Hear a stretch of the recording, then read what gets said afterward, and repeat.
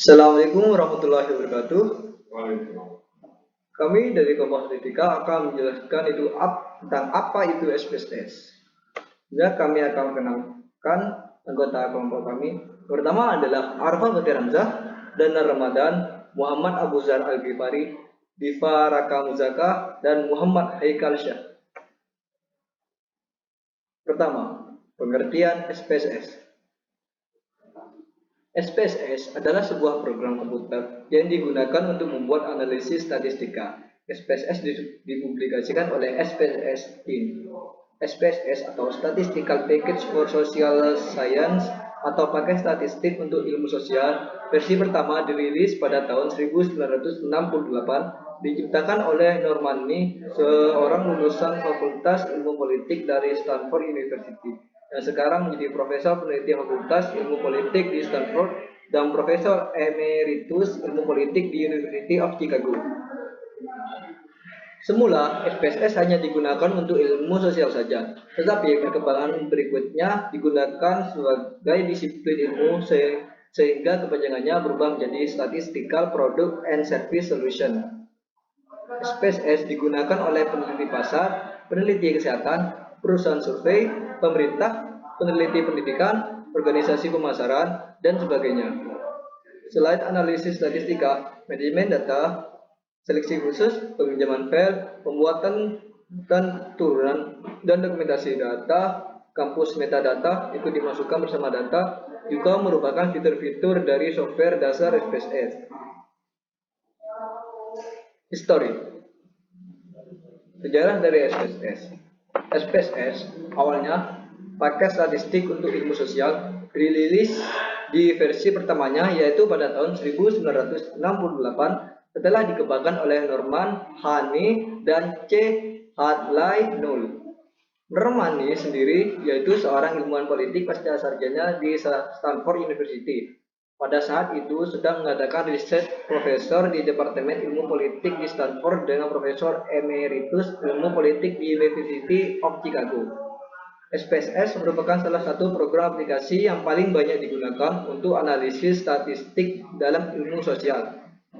Hal ini digunakan oleh peneliti pasar, perusahaan survei, peneliti kesehatan, pemerintah, peneliti pendidikan, organisasi pemasaran, dan lain-lain.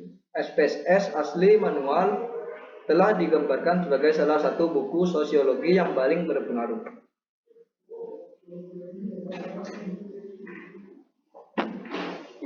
Selanjutnya saya akan menjelaskan SPSS for Windows.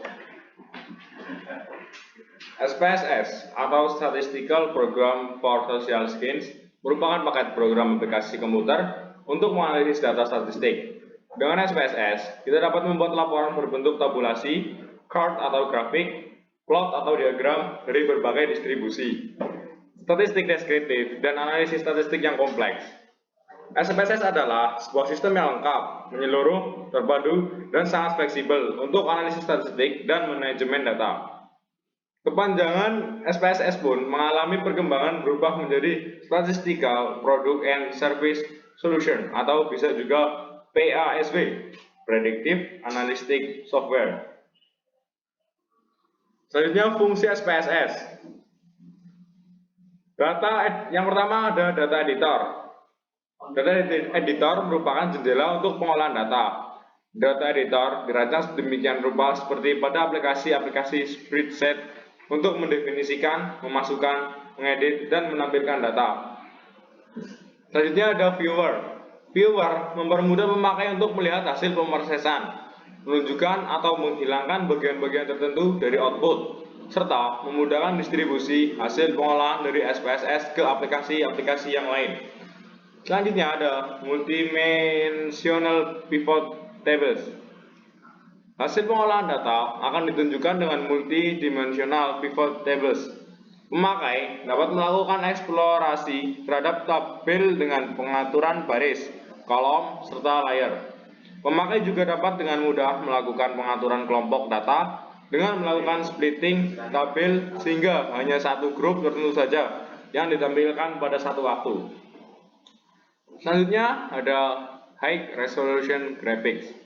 Dengan kemampuan grafikal beresolusi tinggi, baik untuk menampilkan pie chart, bar chart, histogram, sketch, plot, 3D graphics, dan yang lainnya akan membuat SPSS tidak hanya mudah dioperasikan, tetapi juga membuat pemakai merasa nyaman dalam pekerjaannya.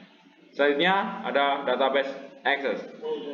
Pemakai program ini dapat memperoleh kembali informasi dari sebuah database dengan menggunakan database wizard yang disediakannya. Selanjutnya ada data transform. Transformasi data akan membantu pemakai memperoleh data yang siap untuk dianalisis.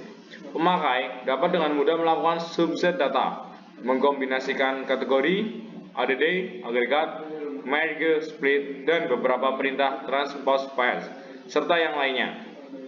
Selanjutnya ada electronic distribution. Pengguna dapat mengirimkan laporan secara elektronik menggunakan sebuah tombol pengiriman data atau email, atau melakukan ekspor tabel dan grafik ke mode HTML sehingga mendukung distribusi melalui internet dan intranet. Selanjutnya ada online hub. SPSS menyediakan fasilitas online hub yang akan selalu siap membantu pemakai dalam melakukan pekerjaannya. Bantuan yang diberikan dapat berupa petunjuk pengoperasian secara detail, kemudahan pencarian prosedur yang diinginkan, sampai pada contoh-contoh kasus dalam pengoperasian program ini. Selanjutnya ada akses data tanpa tempat penyimpanan sementara. Analisis file-file data yang sangat besar disimpan tanpa membutuhkan tempat penyimpanan sementara. Hal ini berbeda dengan SPSS sebelumnya yang di versi 11.5, di mana file data yang sangat besar dibuat temporary filenya. Selanjutnya ada interface dengan database relasional. Fasilitas ini akan menambah efisiensi dan memudahkan pekerjaan untuk mengekstrak data dan menganalisisnya dari database relasional. Selanjutnya ada analisis distribusi. Fasilitas ini diperoleh pada pemakaian SPSS for server atau untuk aplikasi multi-user. Kegunaan dari analisis ini adalah apabila peneliti akan menganalisis file-file data yang sangat besar, dapat langsung meremote dari server dan memprosesnya sekaligus tanpa harus memindahkan ke komputer user. Selanjutnya ada multiple sesi. SPSS memberikan kemampuan untuk melakukan analisis lebih dari satu file data pada waktu yang bersamaan. Yang terakhir ada mapping. Visualisasi data dapat dibuat dengan berbagai macam tipe, baik secara konvensional atau interaktif. Misalnya dengan menggunakan tipe bar, pie, atau jangkauan nilai, simbol gradual, dan chord.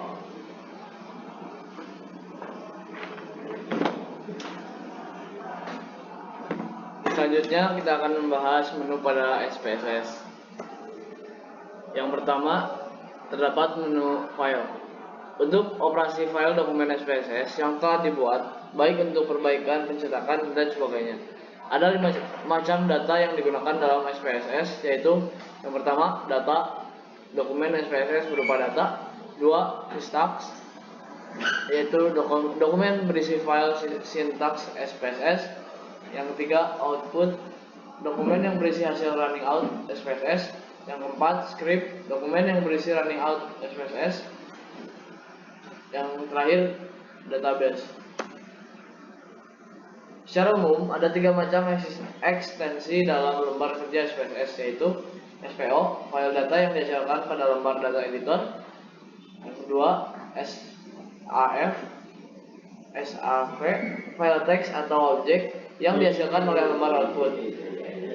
Dan yang ketiga, CHT, file objek gambar atau chart yang dihasilkan oleh chart window. Berikut tampilan jika kita membuka menu file. Dan selanjutnya menu edit. Untuk melakukan pengeditan pada operasi SPSS, baik data serta pengaturan atau option untuk konfigurasi SPSS secara keseluruhan. Yang pertama ada undo, pembatalan perintah yang dilakukan sebelumnya. 2, redo, perintah pembatalan perintah redo yang dilakukan sebelumnya. Yang ketiga ada cut, penghapusan sebuah sel, teks atau objek bisa dikopi untuk keperluan tertentu dengan perintah dari menu paste. Yang keempat ada paste, menampilkan sebuah sel, teks atau objek yang hasil dari perintah copy atau cut. Keenam, paste after mengulangi perintah paste sebelumnya. Yang ketujuh, paste spesial, perintah paste spesial yaitu konversi ke gambar Word dan lain-lain. Yang ke-8, clear, menghapus sebuah sel, teks atau objek. Yang 9, find, mencari suatu teks. Dan yang terakhir, option, mengatur konfigurasi tampilan lembar SPSS secara umum. Berikut tampilan jika kita membuka menu edit.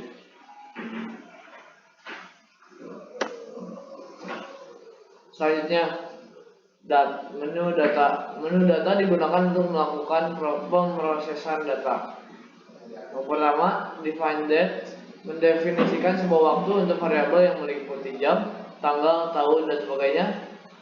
Yang kedua, insert variable, menyisipkan kolom variabel. Yang ketiga, insert case, menyisipkan baris. Yang keempat, go to case, memindahkan kursor pada baris tertentu. Yang kelima, sort case, mengurutkan nilai dari suatu kolom variabel. Yang keenam, transpose, operasi transpose pada sebuah kolom variabel menjadi baris. Yang ketujuh, merge file, menggabungkan beberapa file dokumen SPSS yang dilakukan dengan penggabungan kolom-kolom variabelnya. Yang ke-8, split file, memecahkan file berdasarkan kolom variabelnya. Yang 9, select case, untuk mengatur sebuah variabel berdasarkan sebuah persyaratan tertentu. Berikut tampilan jika kita membuka menu data.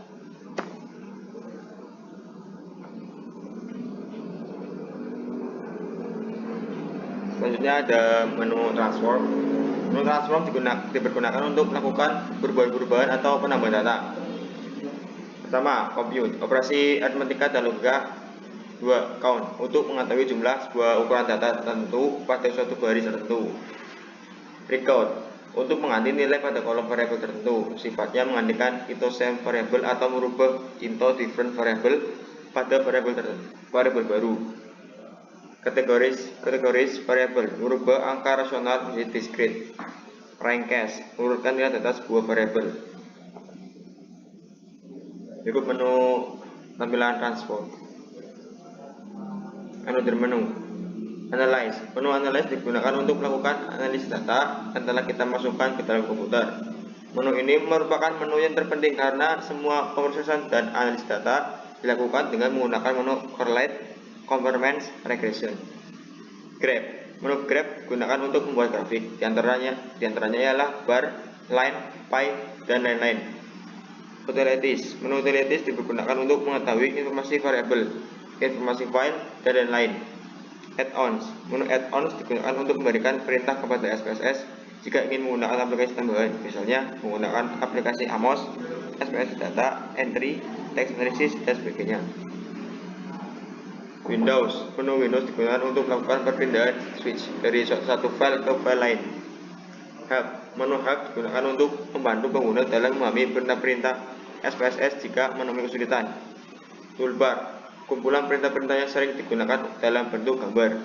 Pointer, kursor yang menunjukkan posisi sel yang sedang aktif atau dipilih. Sekian presentasi dari kelompok kami. Kurang lebihnya kami mohon maaf. Terima kasih dan wassalamualaikum warahmatullahi wabarakatuh.